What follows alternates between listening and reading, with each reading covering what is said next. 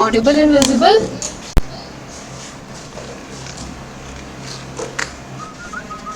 चलो शुरू करें।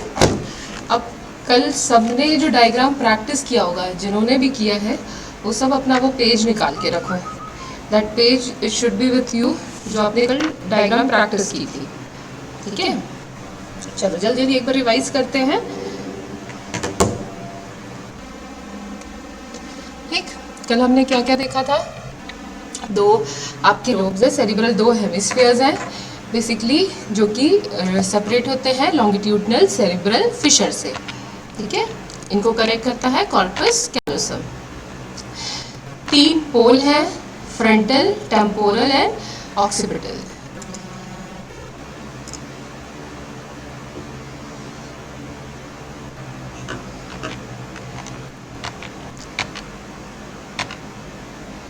सी, अब तीन पोल हैं आपके, फ्रंटल, टेम्पोरल और occipital.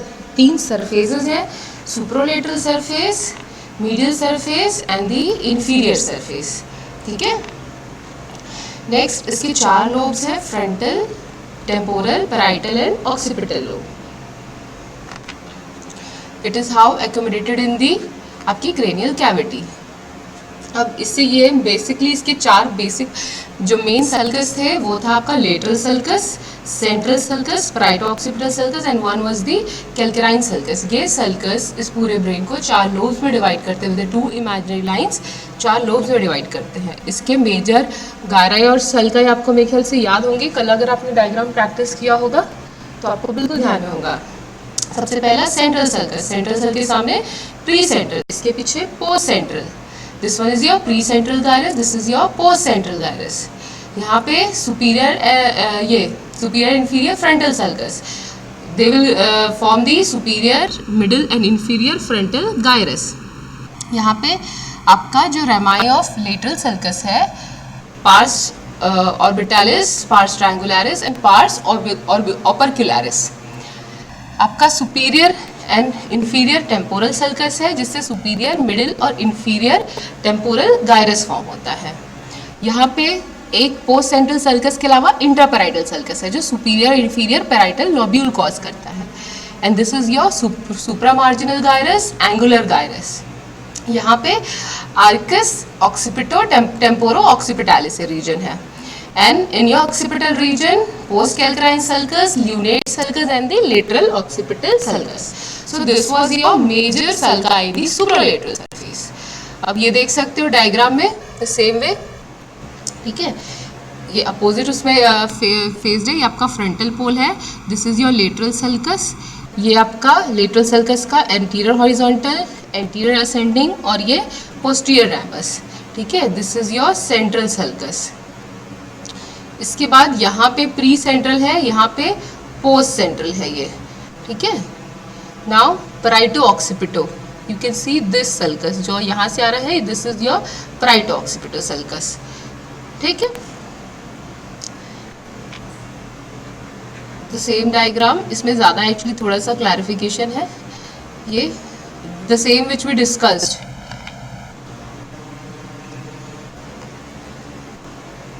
Now, in the medial surface, what we saw, आपका कॉर्पस कैलोसम है, कॉर्पस कैलोसम के पैरेलली आपका रन करता है सिंगुलेट सल्कस। यहाँ पे सिंगुलेट गायरस, सुपीरियरली जाओगे तो दो हैं, इसके लास्ट में ब्रांचिंग हो जाती है, तो पैरा सेंट्रल लोब्यूल, क्योंकि सेंट्रल सल्कस के अराउंड है।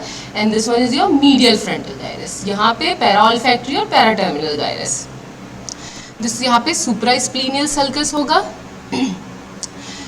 कैल्कराइन sulcus, parieto occipital sulcus, cuneus region, precuneus region, ये इस्थमस रीजन है। यहाँ पे कोलेटरल सल्कस है और this is your occipito temporal sulcus. तो गायरस था lateral and medial occipito temporal gyrus. ये आपका पैरा हिप्पोकैम्पल गायरस, ये अंकस रीजन। इसी को जब हम इंफीरियर सरफेस में देखेंगे तो what you saw, inferior surface was divided into two, orbital surface and tentorial surface. Orbital surface में olfactory sulcus and the orbital sulcus, ठीक है, और tentorial surface में फर्स्ट वाज आपका दो कैल्कराइन और पोस्ट कैल्कराइन और ल्यूनेट सल्कस दिख रहा था, फिर collateral sulcus, rhinal sulcus, collateral sulcus, and one was occipito temporal sulcus. तो गायरस कौन कौन से थे? पैराहिप्पोकैम्पल गायरस, ये अंकस रीजन था। Now it was medial and lateral occipito temporal gyrus. इतना क्लियर है आपको? ये both half are being shown the same way. आप देख सकते हो ये अंकस रीजन है, ये आपका ऊपर का राइनल सल्कस है, ये कोलेटरल सल्कस इधर से, यहाँ से मीडियल या ऑक्सीपिटल सल्कस दिख रहा है, इस साइड पे ज़्यादा क्लियर है एक्चुअली।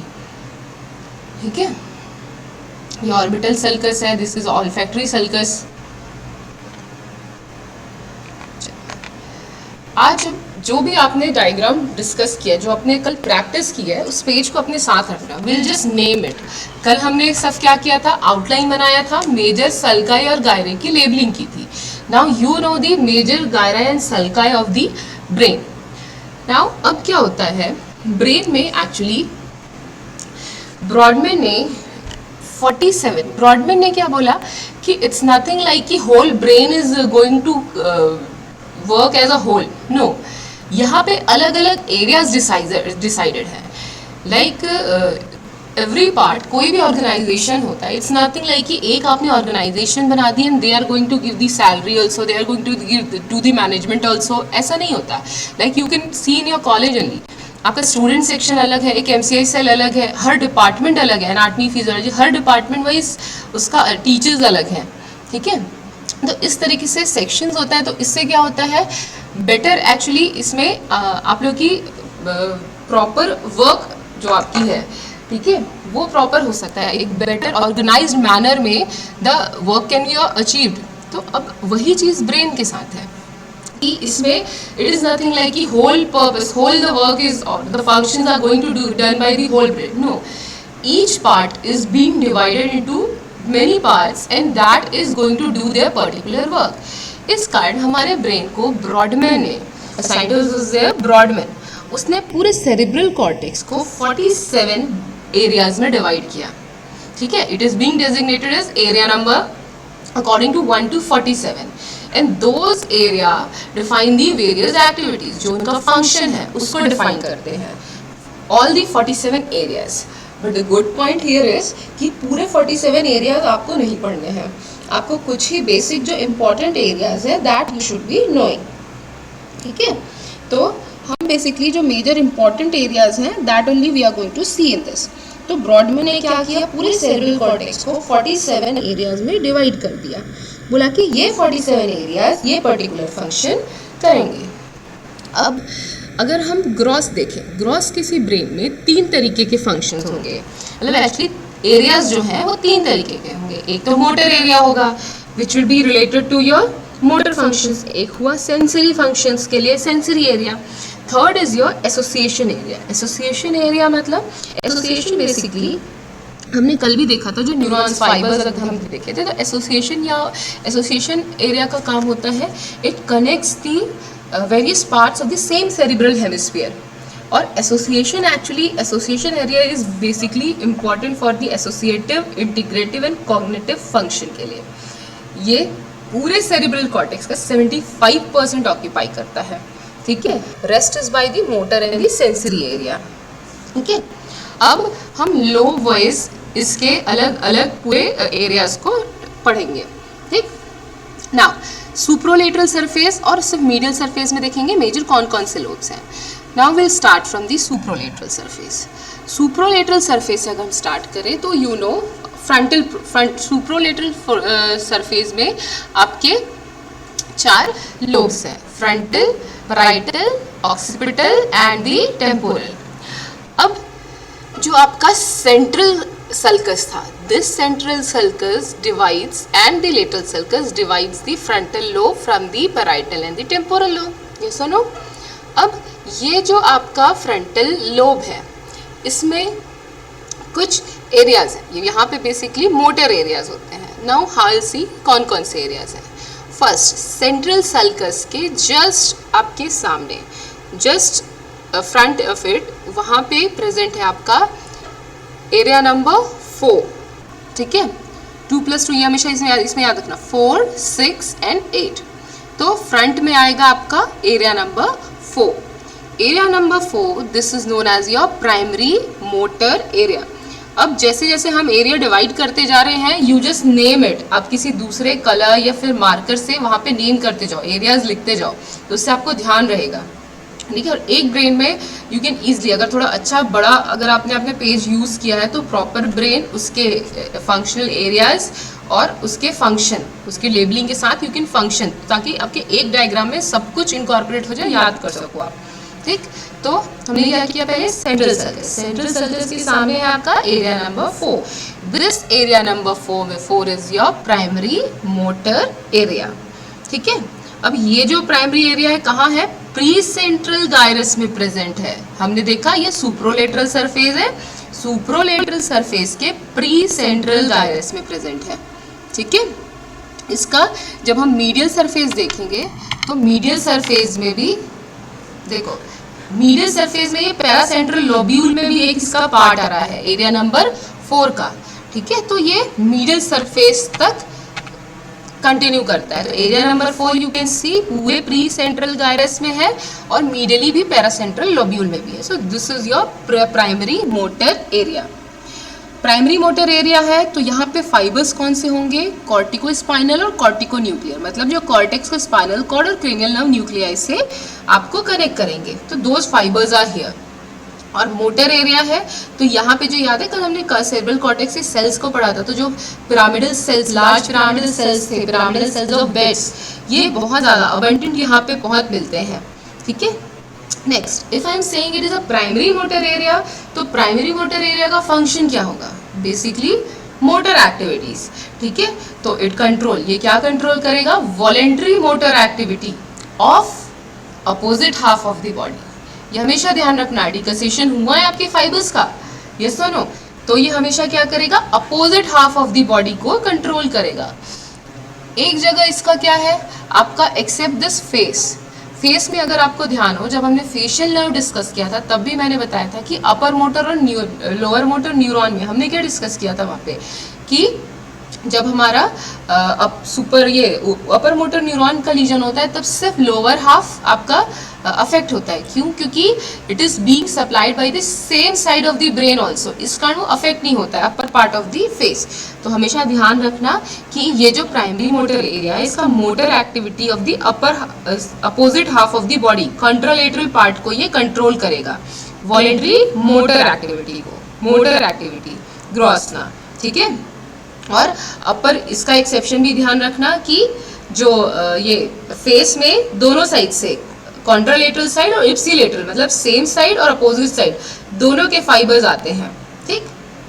नेक्स्ट, अब एक चीज है, ये जो primary motor area you are seeing, अब इस पूरे रीजन में क्या होता है कि यूजुअली ह्यूमन बॉडी का रिप्रेजेंटेशन किया जाता है।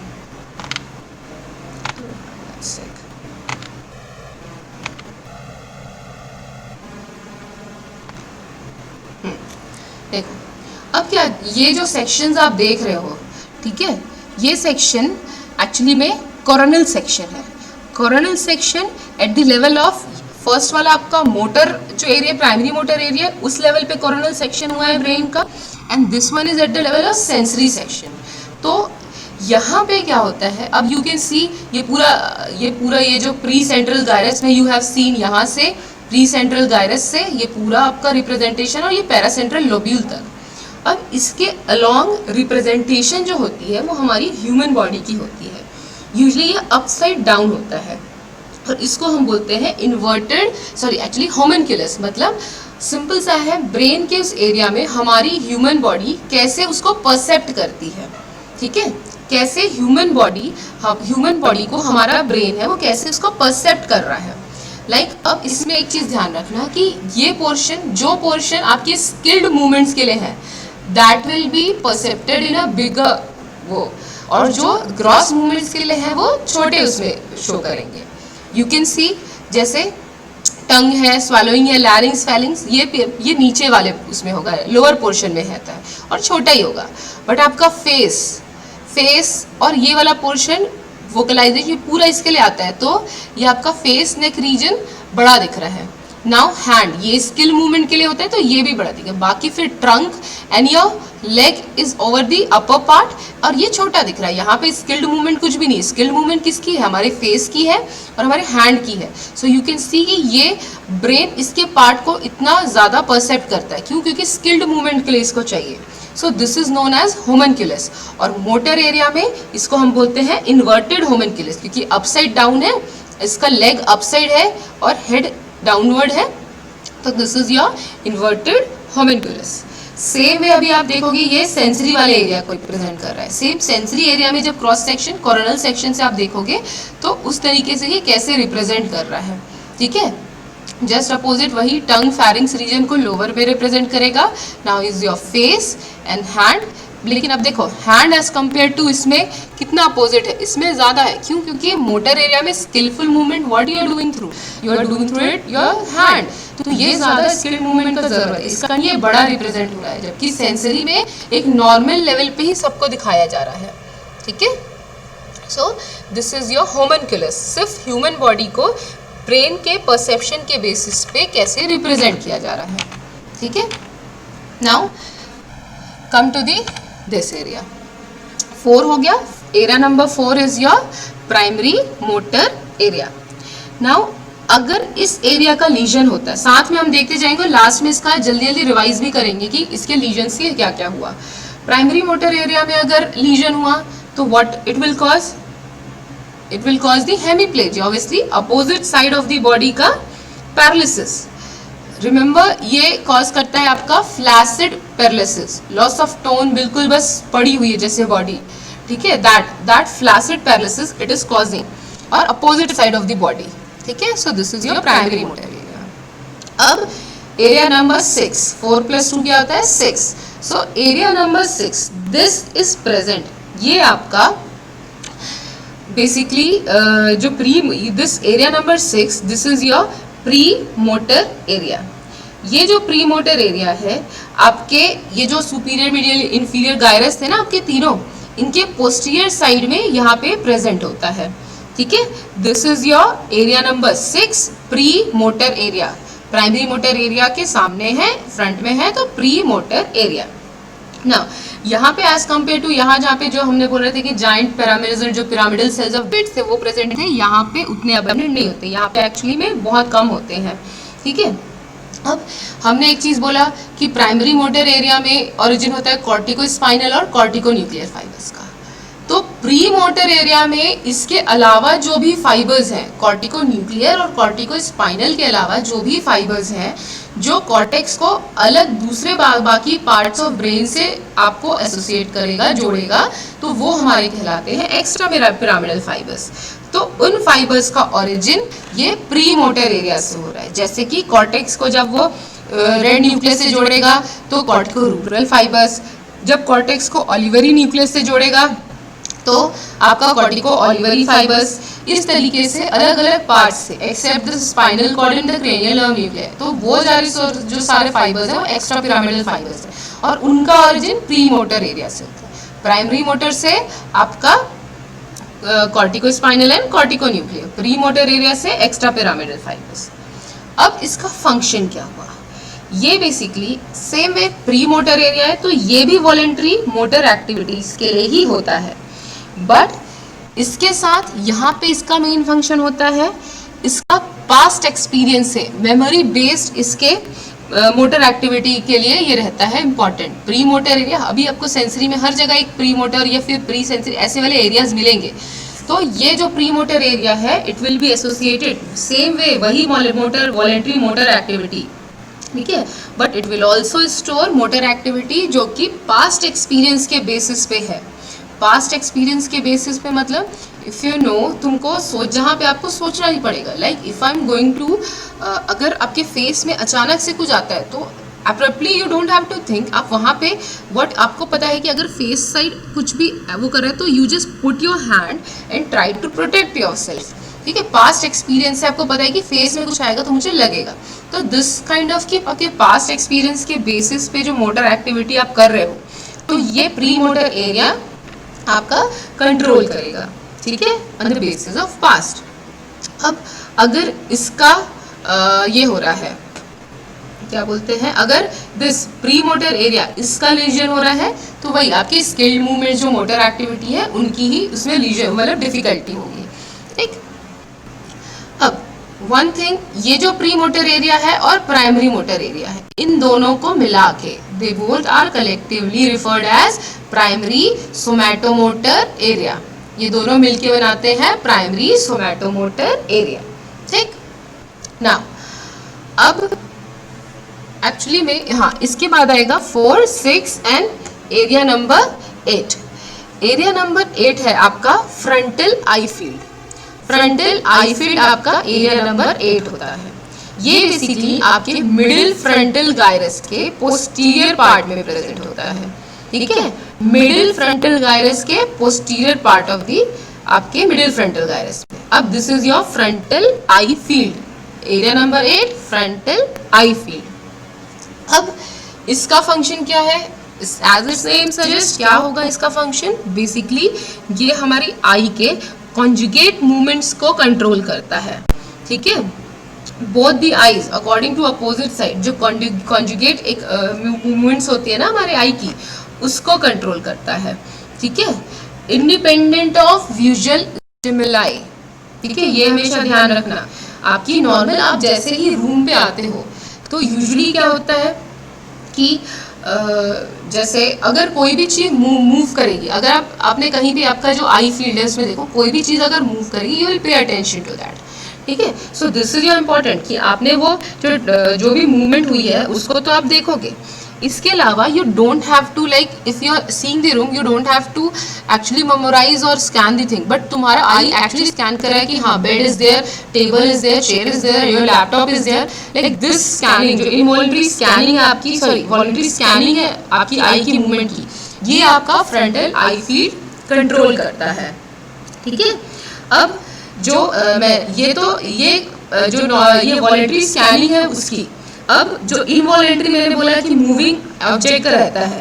ठीक है, कि अगर अचानक से कोई चीज मूव करेगी and you will pay attention to it, आप उसको देखोगे तो ये वाली जो चीज है वो ऑक्सीपिटल इससे रिलेटेड होता है। ठीक है, फ्रंटल आई फील्ड क्या करेगा, जो वॉलंटरी स्कैनिंग बस होती है मूवमेंट आई की, कॉन्जुगेट मूवमेंट जो हो रही है उसके लिए करता है। ठीक, अब अगर इसमें कोई भी लीजन हुआ तो क्या होगा, हमेशा ध्यान रखना, इसमें अगर फ्रंटल आई फील्ड में आपका लीजन होगा तो हमेशा आपकी जो आई है, द टू आईज जो भी होंगे वो डिविएट होंगे साइड ऑफ द लीजन। जिस साइड का भी लीजन है, चाहे लेफ्ट या राइट हेमिस्फीयर का, जिस साइड का लीजन है उस साइड आपकी आईज डिविएट होंगी and you won't be able to move your eye to the opposite side, क्योंकि कॉन्जुगेट मूवमेंट्स को ये अफेक्ट करेगा। ठीक है, तो अपोजिट साइड में आप अपने आईज को टर्न नहीं कर सकते हो। बट वही है इनवॉलंटरी ट्रैकिंग जो है, मतलब जो भी मूवमेंट हो रही है किसी भी चीज की, तो that you will be able to see because it is controlled by your occipital lobe. ठीक है, so area number 4, 6 and 8। Now come to the motor Broca's area. Broca's area motor speech area, ये जो area number 44 है और 45 है, ये basically parse ट्रायंगुलरिस में होता है एरिया नंबर 45, और पार्स ओपर्कुलरिस में होता है एरिया नंबर 44। ठीक है, so this two areas, inferior frontal gyrus के पार्स ट्रायंगुलरिस और पार्स ओपर्कुलरिस में, this two area number 44 and area number 45, this both are known as motor speech area of Broca। ठीक है, Broca's area, Broca's speech area. ठीक, अब basically इसका function होगा, हम बोल रहे हैं मोटर स्पीच एरिया, सो एक और सेंसरी स्पीच एरिया अलग है, तो इसको ध्यान से समझना। जो मोटर स्पीच एरिया है, it is responsible for this expressive speech.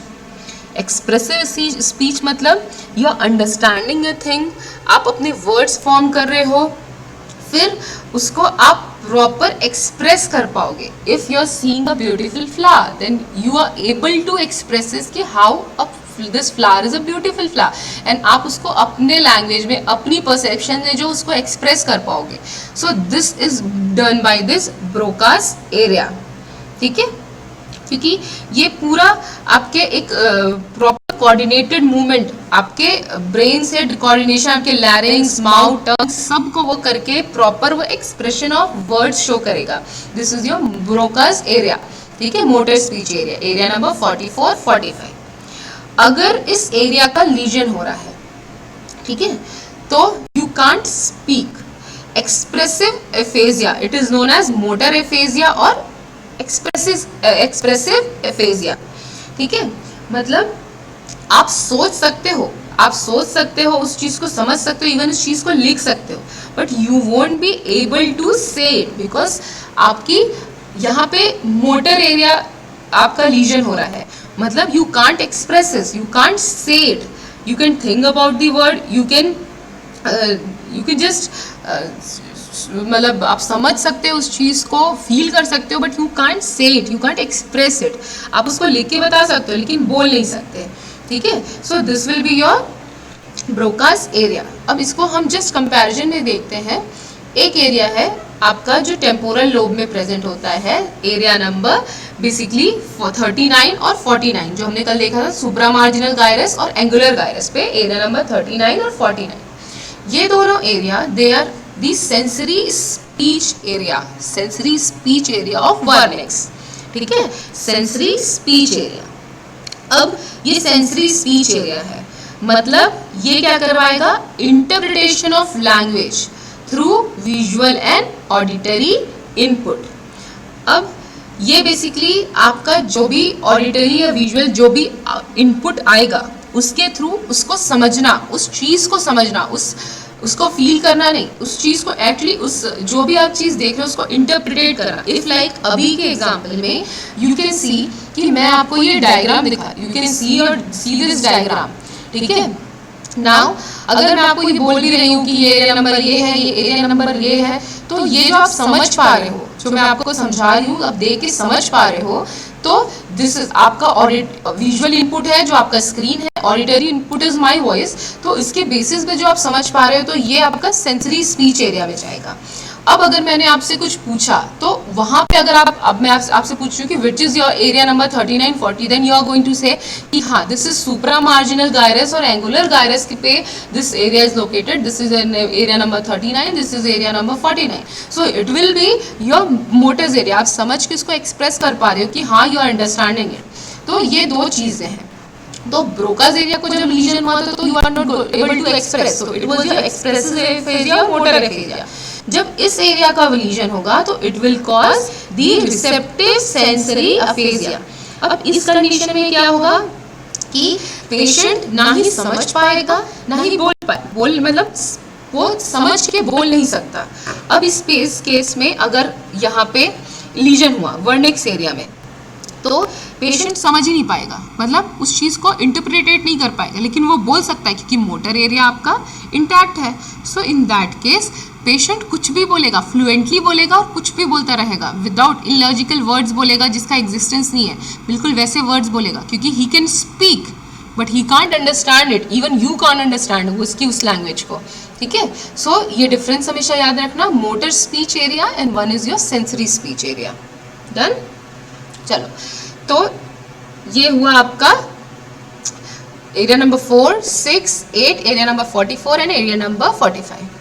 इसके अलावा जो सुपीरियर और मिडिल फ्रंटल गायरस है, यहाँ पे ये एरिया कहलाता है आपका pre frontal area. This pre frontal area जो होता है ये बेसिकली एक इंडिविजुअल की पर्सनालिटी को डिपेक्ट करता है.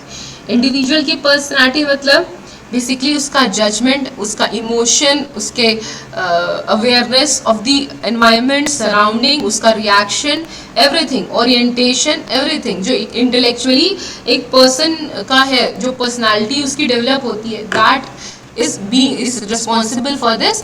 ये prefrontal area is responsible for that personality.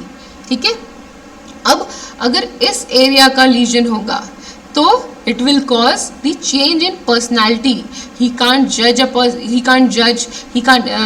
मतलब उसके social behavior में change होगा. He will do the inappropriate things in the social behavior उसका वो होगा. He can't concentrate. तो ये सारी चीज़ें prefrontal area के lesion से होंगी. ठीक. Now one more thing, आपका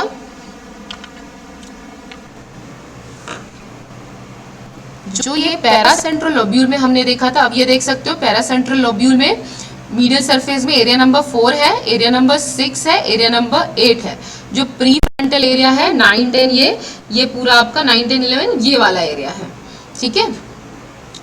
नाउ वन मोर थिंग, यहाँ पे आपका प्रेजेंट होता है जो ये मिडिल फ्रंटल गायरस के पास, यहाँ पे ऑलमोस्ट एक प्रेजेंट होता है आपका एसएमई मतलब सप्लीमेंट्री मोटर एरिया 2, जो आपका प्राइमरी सोमैटोमोटर एरिया था वो 1 था, ठीक है। अब ये सेकेंडरी होता है जो बेसिकली आपके मीडियल सरफेस में आपका ये यहाँ पे बिल्कुल एक प्रेजेंट होता है, पैरासेंट्रल लोब्यूल के एंटीरियरली इस रीजन पे प्रेजेंट होता है सप्लीमेंट्री मोटर एरिया। अब ये एरिया, ठीक है, इस एरिया का इंपॉर्टेंट होता है आपका बेसिकली कॉम्प्लेक्स मूवमेंट के लिए, ठीक है। कॉम्प्लेक्स मूवमेंट मतलब कि आपको इधर से ऑडिटरी इफेक्ट है तो you have to turn, you don't have to, आपको अगर आपको पीछे से किसी ने ताली बजाई तो you don't turn whole of your body, you just how you turn, you can turn your neck if you are able to see. अगर आप सिर्फ नेक से नहीं देख पा रहे टर्न से, you just move your body and see. तो ये जो कॉम्प्लेक्स मूवमेंट है तो उसके लिए रिस्पॉन्सिबल होता है आपका सप्लीमेंट्री मोटर एरिया। और अगर इसका लीजन होता है, this lesion will cause actually सिर्फ loss of muscle tone cause करेगा, पैरालिसिस कॉज नहीं करेगा, ठीक है। इस पैरासेंट्रल लोब्यूल के जस्ट एंटीरियर इस रीजन पे होता है, ठीक है, सप्लीमेंट्री मोटर एरिया, ठीक। Now this was your frontal lobe. अब आ जाओ parietal lobe. Frontal lobe clear है सबको, area number 4, 6, 8, 44, 45 prefrontal area, 9, 10, 11 ये जो है, and 1 was in the medial surface, that was supplementary motor area, ठीक। अब आ जाओ पैराइटल लोब में। Now in parietal lobe you can see, parietal lobe में postcentral gyrus, the postcentral gyrus जो है वो है आपका, वहां पे एरिया प्रेजेंट है, area number 3, 2, 3, 1 and 2। These 3 areas are present in the post-central gyrus, and this is known as your primary sensory area or the primary somatosensory area, ठीक है। It is present in the post-central gyrus. अब ये sensory recognition के लिए है, तो अब यहाँ पे क्या होता है, इसका कंसर्न किससे होगा, इस सेंसरी एरिया का बेसिकली सेंसेशन से है, तो एक्सटीरियोरिसेप्टिव एंड दी प्रोप्रियोरिसेप्टिव। एक्सटीरियोरिसेप्टिव मतलब पेन, टच, टेम्परेचर, और प्रोप्रियोरिसेप्टिव में vibration, joint and joint sense and the muscle.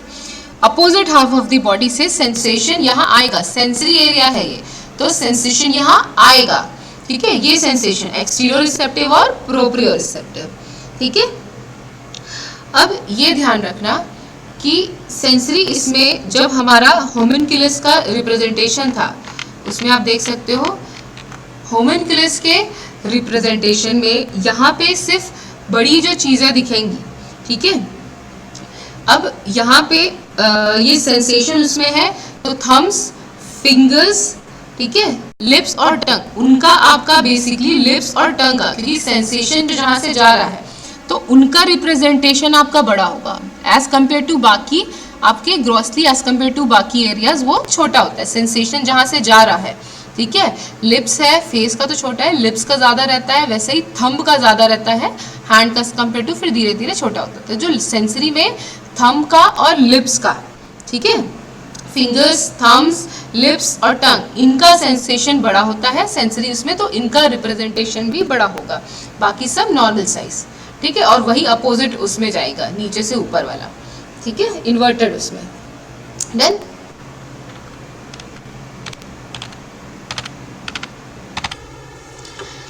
Now this is your area number 3, 2, 1। और अगर इसमें लीजन होता है तो क्या होगा, लॉस ऑफ सेंसेशन आपका एक्सटीरियोरिसेप्टिव,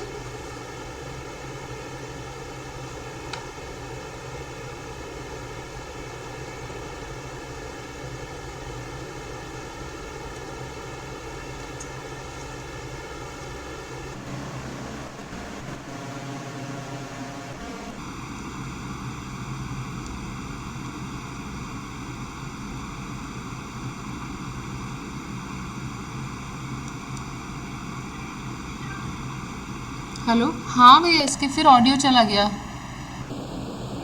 हाँ बच्चे बोल रहे ऑडियो नहीं आ रहा।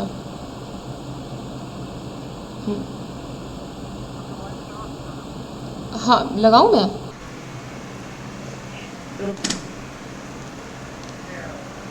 हाँ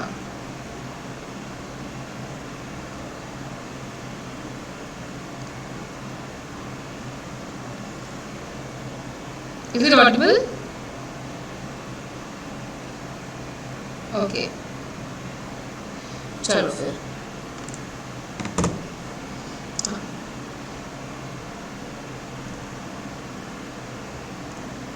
चलो अब हम कहाँ थे? आपके एरिया नंबर 3 to 1। अगर इस एरिया का लीजन होगा तो loss of exteroreceptive and the proprioreceptive sensation हो गया। मेरे फोन से कनेक्ट हो गया। आपने वो ऑप्शन रखा था क्या? है ना?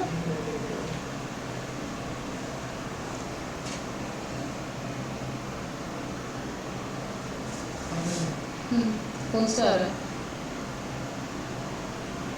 और क्या हुआ?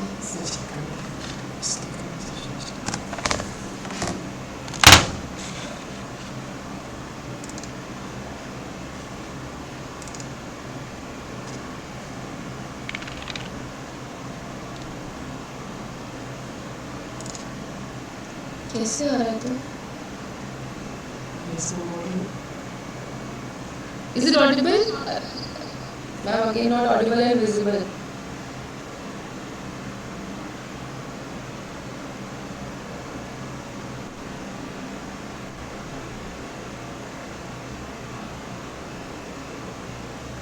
हेलो ऑडिबल है? ऑडिबल है, ठीक है।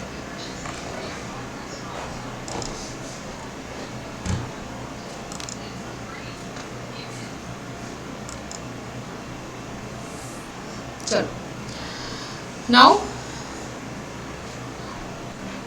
ओके, तो व्हाट वी आर डिस्कसिंग, अगर एरिया नंबर 3 to 1 इसका अगर इंजरी हो रहा है, लीजन हो रहा है, तो loss of exteroreceptive and proprioreceptive sensation from opposite half of the body. ठीक है, यूजली इसमें जो क्रूड टच टेम्परेचर है वो रिटेन रहता है बिकॉज वो थैलेमस से रिलेटेड होगा। ठीक, नाउ आ जाओ, next is your this area number 5 and 7। Area number 5 and 7, this is your sensory association area। ठीक है, this is your sensory association area। ये बेसिकली आपका स्टीरियोगोनोसिस के लिए होता है। स्टीरियोगोनोसिस मतलब even if you are closing your eye, closed eye में भी अगर आपको मैं कोई चीज छूने के लिए बोलूंगी, if you are touching your table you can tell this is your hard thing and you can easily assess कि ये चीज क्या है, कैसी है, शेप, साइज, हर चीज आप बता सकते हो, टेक्सचर बता सकते हो। तो this is your stereognosis. This stereognosis is function किसका है? ये आपका sensory association area, area number 5 and area number 7। अगर इसका लीजन होगा तो it will lead to the loss of stereognosis, मतलब ए स्टीरियोगोनोसिस और टेक्टाइल एगोनोसिया। ठीक है, now sensory speech area of Wernicke's, ये मुझे मेरे ख्याल से आपको बताने की जरूरत नहीं है अब, ये sensory speech area of Wernicke's है। नाउ एक चीज होती है आपकी बेसिकली यहाँ पे, जब हमने कल देखा था कि लेटरल सल्कस के दोनों लिप्स को जब आप रिट्रैक्ट करोगे तो अंदर है वहां पे इंसुला। ठीक है, यहाँ पे अब इस लेटरल सल्कस के बॉर्डर पे, ये जो लेटरल सल्कस का लिप है, अपर लिप है, यहाँ पे एक सेंसरी सेकेंडरी एरिया प्रेजेंट होता है। ठीक है, सेंसरी सेकेंडरी एरिया इस लिप पे, इस लिप पे बिल्कुल होता है, इनसाइड थोड़ा सा इंसुला के बॉर्डर्स पे जो उसका है वहां पे। ये जो सेकेंडरी सेंसरी एरिया होता है ये हमारी बॉडी के पेन परसेप्शन के लिए होता है। ठीक है, पेन परसेप्शन के लिए। ठीक, so this is your parietal lobe. अब आ जाओ टेम्पोरल लोब में। नाउ दिस आपको पैराइटल लोब क्लियर है? Area number 3 to 1 primary somatosensory area, 5-7 is sensory association area stereognosis के लिए, 39 and 40 is your Wernicke's area, sensory speech area and the somatosensory area 2। ठीक है, जो सेंसरी वाला है दैट वाज जो लिप में प्रेजेंट है लेटरल सल्कस के, फिर it is for the pain sensation, pain sensation. ठीक है, sensation actually pain perception. Now come to the temporal lobe। Temporal lobe में सबसे पहले आएगा आपका primary auditory area, area number 41 and area number 42। ठीक है, कल भी मैंने बताया था इस एरिया में ये जो एंटीरियर टेम्पोरल, ये सुपीरियर टेम्पोरल गायरस है ना यहाँ पे, ठीक है, इसके यहाँ पे बिल्कुल लेटरल सल्कस के अलोंग एक छोटा सा एरिया होता है।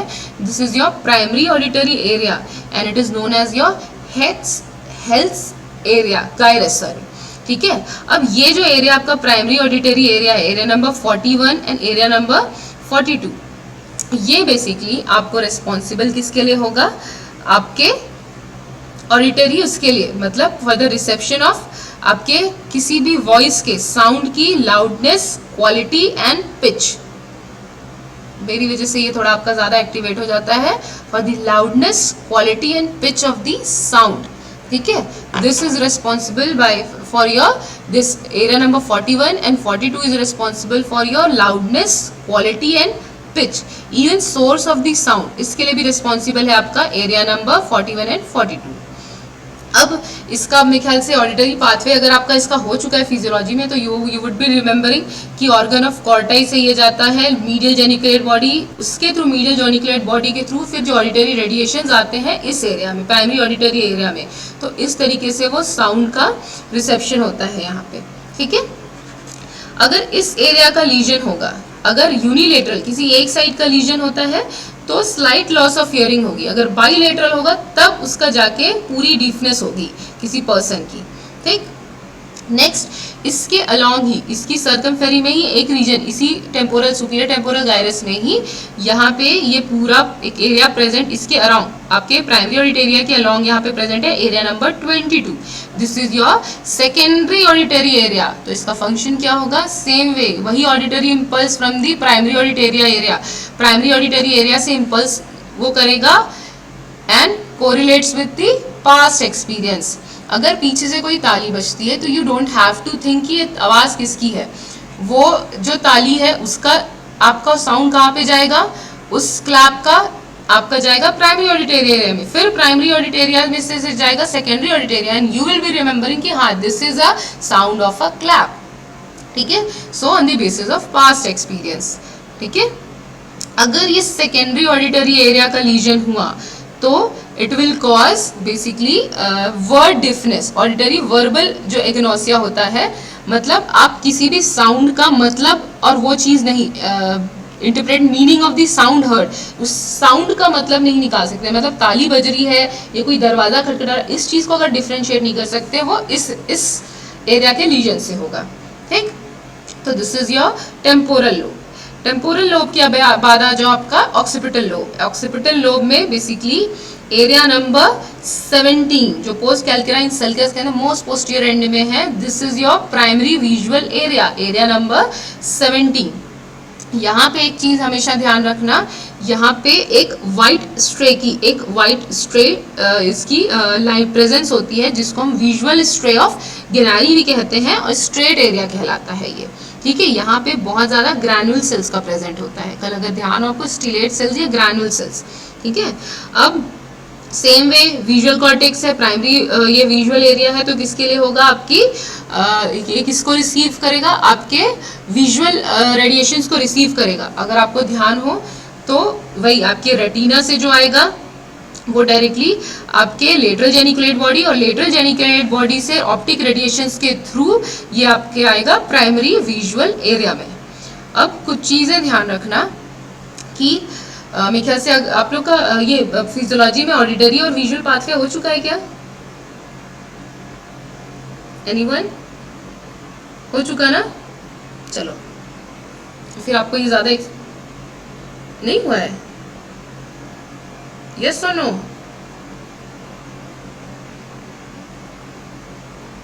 ओके। वैसे ये पूरी चीज़ है, ये जो आपको पूरा पाथवे है उसमें एक बार अच्छे से बताए, ओके ओके ओके, ठीक है, आपको उसमें फिर से बताया जाएगा कि हाउ इट इज़ रिलेटेड और कैसे उसका पूरा पाथवे है। मैं सिर्फ ग्रॉसली यहाँ पे बता सकती हूँ कि कभी भी, क्योंकि मैंने इसका फिर अलग से, मेरे को लगा कि आपका ये शायद हो चुका है, इसका मैंने इसका अलग से स्लाइड नहीं प्रिपेयर किया था ना। इसमें क्या होता है, फील्ड ऑफ विजन।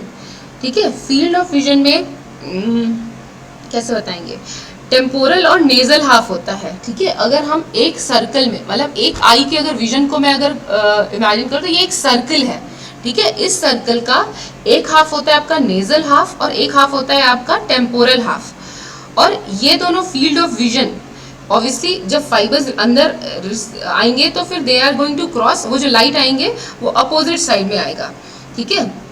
तो और उसका परसेप्शन यहाँ पे तो क्रॉस हुआ और उसका परसेप्शन जस्ट अपोजिट आपके ब्रेन में जाता है। ये आपको पूरा फिजियोलॉजी में फिर से बताएगा, बस ये यहाँ पे याद रखना कि अपोजिट साइड में होता है।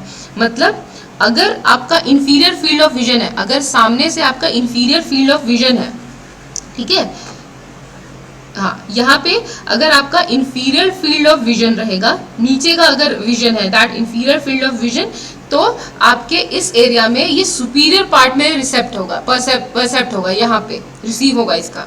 और अगर सुपीरियर फील्ड ऑफ विजन होगा, अगर सुपीरियर फील्ड ऑफ विजन है तो वो आपके इंफीरियर पार्ट में परसेप्ट होगा, ठीक है। बस ये ध्यान रखना, क्रॉस होता है, ठीक। अगर इंफीरियर है तो ऊपर होगा, सुपीरियर है तो नीचे होगा, यहाँ पे परसेप्शन, ठीक है। ये अभी ध्यान रखना बस, ठीक।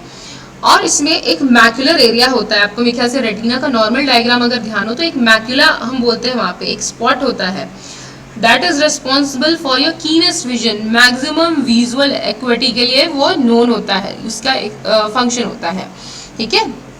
अब ये पूरा एरिया किससे कंसर्न आप समझ सकते हो, जो प्राइमरी विजुअल एरिया है आपका, विजुअल इंप्रेशन सारा, colour, size, form, motion, transparency, हर चीज उन सब के लिए रहता है, ठीक। अब अगर इसका लीजन हो रहा है तो अकॉर्डिंग टू, अगर मान लो मेरा सुपीरियर ये पार्ट में लीजन हुआ, इस पोस्ट कैल्कुलाइन सल्कस के सुपीरियर वॉल में लीजन हुआ, तो क्या कॉज करेगा, इंफीरियर क्वाड्रेंटिक हेमियोप्नो, मतलब आप नीचे का, इस नीचे इंफीरियर फील्ड ऑफ विजन को देख नहीं पाओगे। अगर इंफीरियर वॉल का हुआ तो आप सुपीरियर इस पार्ट को नहीं देख पाओगे, क्वाड्रेंट को, ठीक है। तो यू शुड जस्ट रिमेंबर ये क्रॉस होता है, ये सब आपको फिर से फिजियोलॉजी में बताया जाएगा, ठीक। नाउ अब दूसरा है आपका एरिया नंबर 18 और area number 19। This two areas, area number 18 and area number 19, this is your secondary visual area.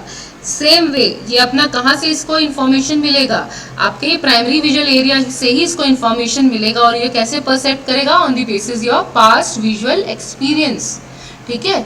उस बेसिस पे आप अगर किसी भी पर्सन को देख रहे हो तो you are knowing, primary visual area ने बताया इस तरीके से दिख रहा है, तो वो आपके पास एक्सपीरियंस से पता चलेगा हाँ ये पर्सन है, तो यू आर रिकॉग्नाइजिंग कि हाँ ये वाला पर्सन है। इसमें ये पूरा क्यूमुलेटिव वर्क होता है। बट एक पर्सन सिर्फ विजुअल अगर इम्पल्स के लिए हम देखेंगे तो जो प्राइमरी विजुअल एरिया है वो उसने तो रिसीव कर लिया, लेकिन उसको interpret on the basis of past experience कौन कर रहा है, ये secondary visual area. Then, so this is your area number 18 and area number 19. ये सेम डायग्राम है, इसमें आप देख सकते हो एरिया नंबर 4, 6, आपका 8 है इधर, ये आपका फ्रंटल आई फील्ड है 8, इधर जो प्री फ्रंटल एरिया था 9, 10, 11 है, 44, 45 यहाँ पे है, 41, 42 primary auditory area, area number 22 secondary auditory area. ये देखो सेकेंडरी, ये जो एरिया मैंने बोला था जस्ट वो अपर लिप में जो प्रेजेंट होता है, ठीक है, सेकेंडरी सेंसरी एरिया। ये आपका एरिया नंबर 3, 1, 2, एरिया नंबर 5, 7, यहाँ पे Wernicke speech area, area number 14, 39 and 40, 17, 18 और 19। थोड़ा बहुत आपको दूसरी बुक्स में अलग होगा, एक बुक रेफर करना, अभी मेरे ख्याल से आप लोग विश्राम सिंह रेफर कर रहे हो तो डायग्राम भी उससे ही रेफर करना और उसको ही एक प्रॉपर रिवाइज करना और कोरिलेट करना। This we all have seen. हाँ, एक इसमें पैराइटल लोब में एक वेस्टिबुलर एरिया होता है पोस्ट सेंट्रल गायरस के पास में, वो सेंसेशन ऑफ द फेस के लिए होता है, ठीक है। अब हाँ, एक एरिया नंबर 43 भी होता है। एरिया नंबर 43 बेसिकली आपका टेस्ट एरिया होता है जो कि इंसुला के पास प्रेजेंट है।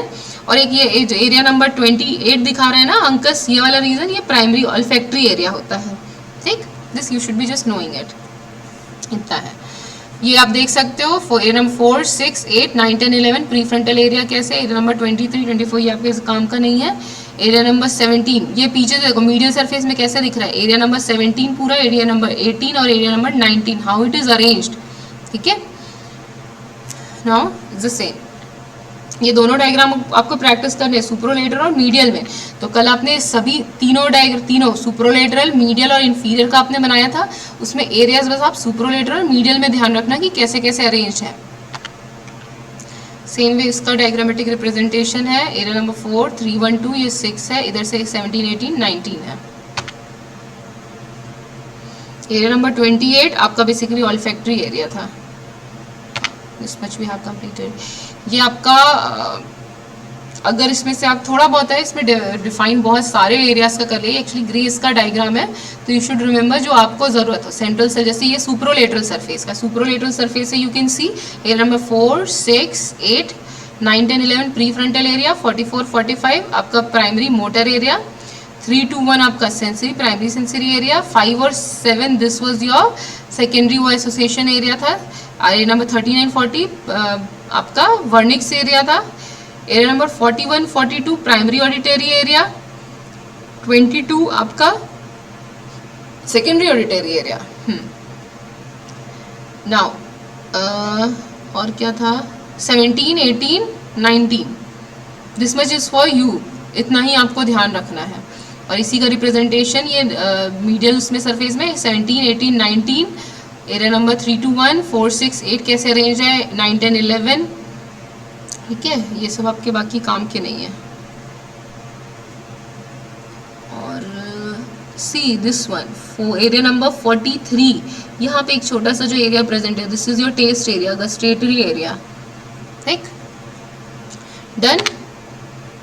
मन के लिए समझ में आ गया, ये कॉर्नल सेक्शन है उस पार्ट का, तो कैसे उसमें डिपिक्ट होता है पूरी इस लाइन में।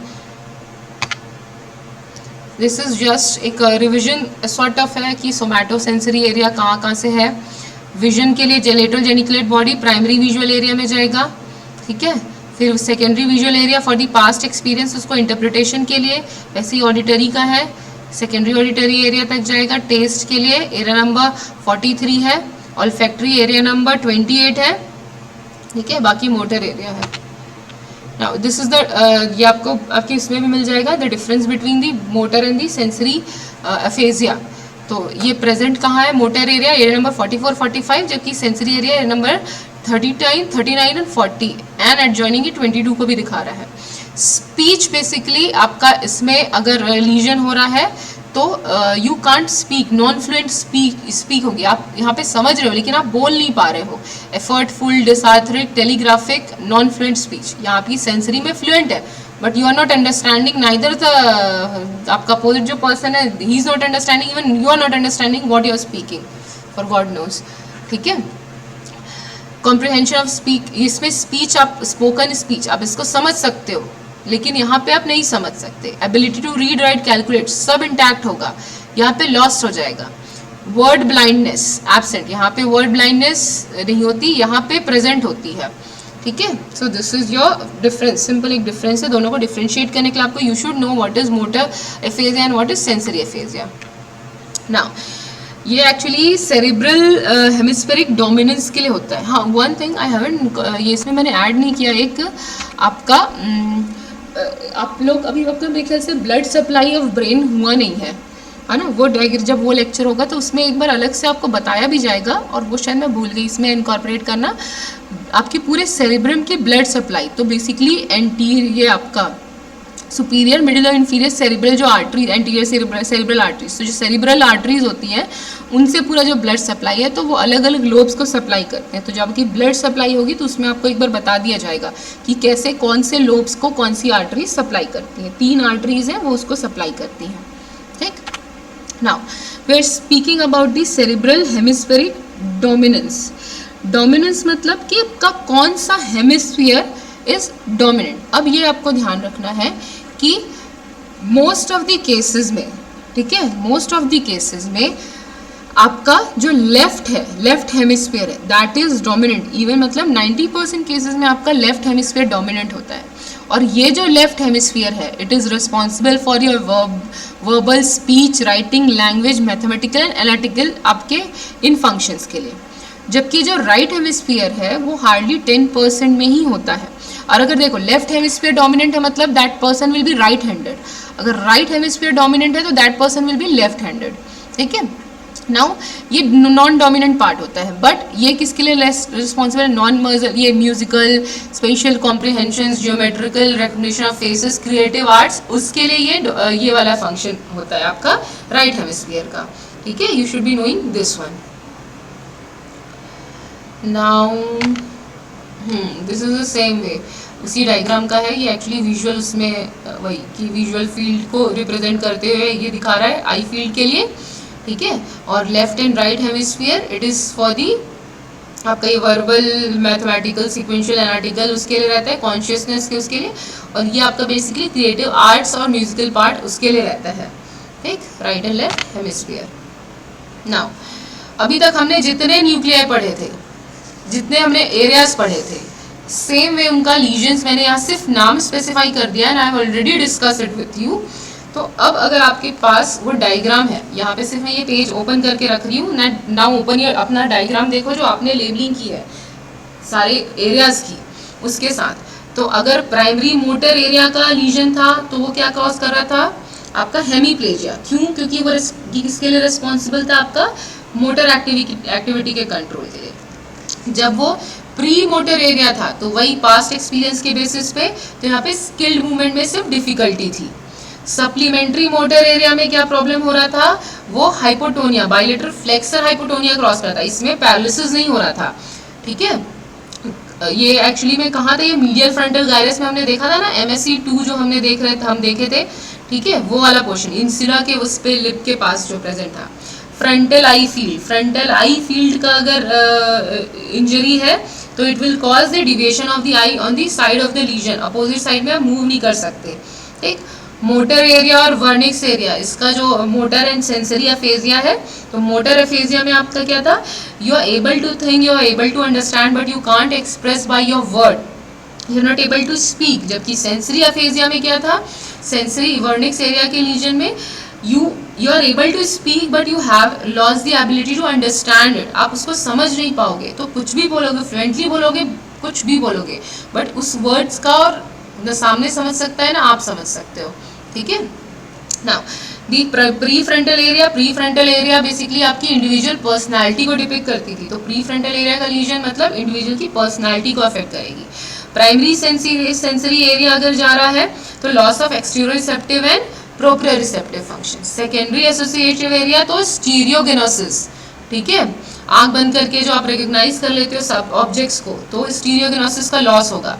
प्राइमरी ऑडिटरी एरिया अगर जा रहा है तो लॉस ऑफ हियरिंग, अगर यूनिलेटरल है तो स्लाइट लॉस होगा, अगर बाइलेटरल है तब पूरा कॉर्टिकल डीफनेस हो रही है आपकी। सेकेंडरी ऑडिटरी एरिया का हो रहा है तो वर्ड डीफनेस होगी, आप साउंड को इंटरप्रिटेट नहीं कर सकते। प्राइमरी विजुअल एरिया में अकॉर्डिंगली वो क्वाड्रेंट का था, किस क्वाड्रेंट का लीजन है। ठीक है, और सेकेंडरी विजुअल एरिया का अगर आपका एरिया नंबर 18-19 का वो होगा तो loss of ability to recognize the object, वो टेबल है कि पेन है, आप उसको रिकॉग्नाइज नहीं कर पाओगे क्योंकि अपोजिट वो परसेप्ट करके पास्ट एक्सपीरियंसेस को कोरिलेट नहीं कर पाएगा। So this was your cerebrum. Any doubt?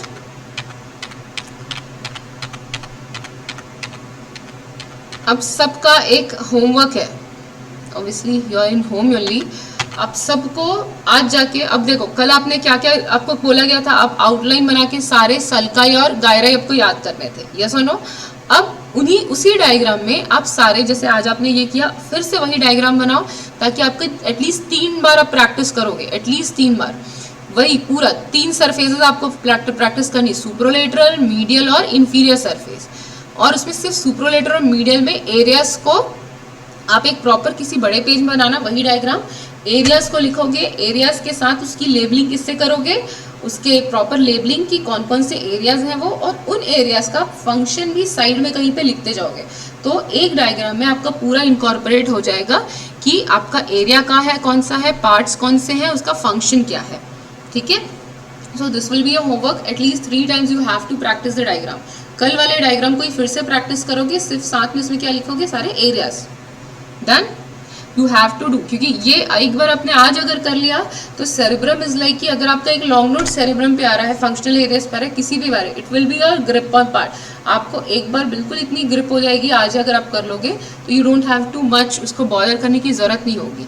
और हार्डली आपके पास कितने 10-15 एरियाज हैं जो हमने आज डिस्कस किए हैं, वो भी कोरिलेटेड है। आपको पता है टेम्पोरल ऑडिटरी से है, विजुअल ऑक्सीपिटल से है, ठीक है, मोटर आपका फ्रंटल से है, पैराइटल आपका सेंसरी से, आपको बेसिक एरियाज आपको पता है, तो उससे आप कोरिलेट कर सकते हो, ठीक है।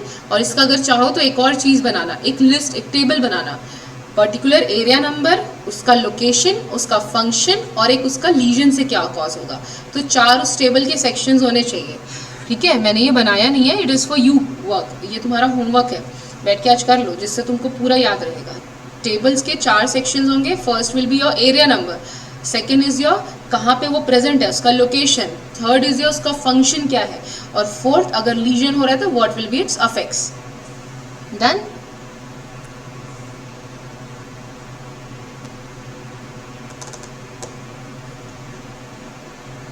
Any doubt?